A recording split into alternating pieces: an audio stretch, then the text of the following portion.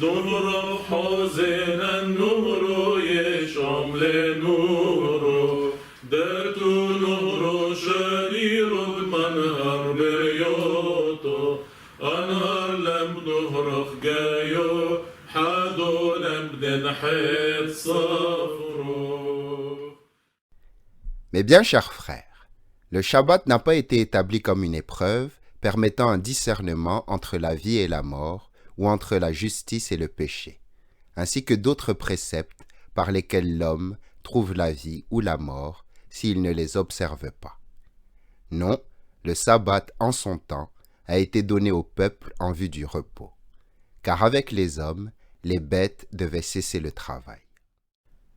Par l'intermédiaire de Moïse son serviteur, le Seigneur a demandé aux fils d'Israël d'observer le Shabbat.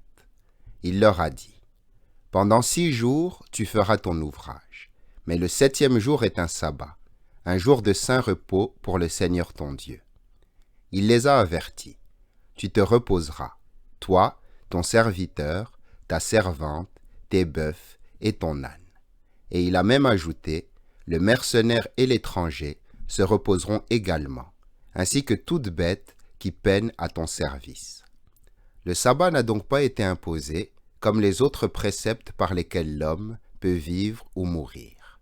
Non, le sabbat en son temps a été donné au peuple en vue du repos, non seulement des hommes, mais des bêtes aussi.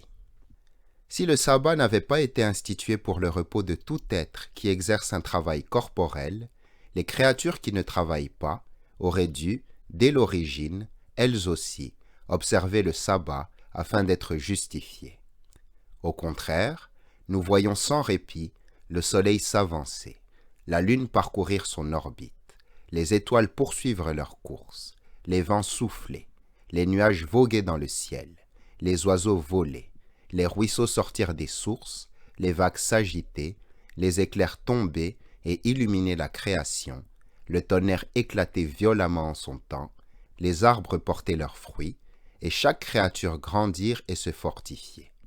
Mais nous ne voyons en vérité aucun être se reposer le jour du sabbat, sauf les hommes et les bêtes de somme qui sont soumis à la loi du travail.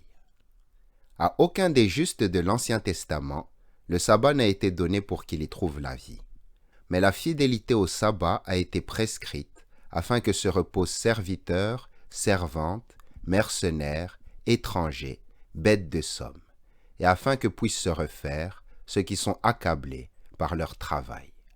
Car Dieu a soin de toute sa création, des bêtes de somme comme des bêtes féroces, des oiseaux comme des animaux sauvages. Écoute maintenant quel est le sabbat qui plaît à Dieu.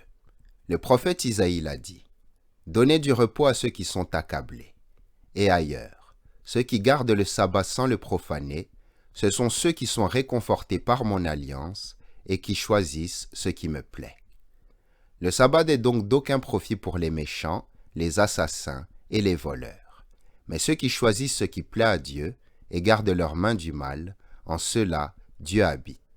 Il fait de sa demeure, selon sa parole, j'habiterai en eux et je marcherai au milieu d'eux. Nous donc, mes bien chers frères, gardons fidèlement le sabbat de Dieu, c'est-à-dire ce qui plaît à son cœur. Nous entrerons ainsi dans le sabbat du grand repos, le sabbat du ciel et de la terre, où toute créature se reposera et où toute créature sera renouvelée. Amen.